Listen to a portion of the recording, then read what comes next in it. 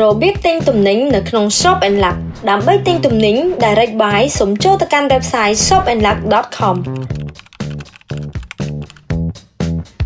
សូមចូលត្រង់ពាក្យ Direct Buy បន្ទាប់មកស្វែងរកទំនិញដែលលោកអ្នកចង់ទិញឧទាហរណ៍ខ្ញុំចង់ទិញស្រោមជើងកូនក្មេងបន្ទាប់មកទៀតសូមចុចពាក្យ Join Now ត្រង់កន្លែងនេះសូមកំណត់ចំនួនទំនិញដែលចង់ទិញបើលោកអ្នកចង់ទិញបន្ថែមទៀតសូមចុចត្រង់សញ្ញាបូកបន្ទាប់មកសូមចុចពាក្យ Pay សូមពិនិត្យផ្ទៀងផ្ទាត់ការទិញរបស់អ្នកម្ដងទៀតបន្ទាប់មកចុចពាក្យ Pay ម្ដងទៀតការទិញទំនិញរបស់អ្នកបានជោគជ័យ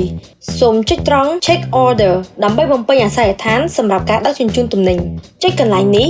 ដើម្បីបំពេញអាសយដ្ឋានសូមបំពេញឈ្មោះលេខទូរស័ព្ទនិងអាសយដ្ឋានអ្នកត្រង់នេះរួចសូមចុចពាក្យ Submit ជាការស្រេច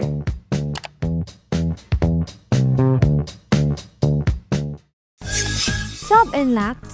មួយដុល្លារសម្រាប់ព័ត៌មានបន្ថែមសូមទំនាក់ទំនងផ្នែកបម្រើអតិថិជន070 34 70 និង 71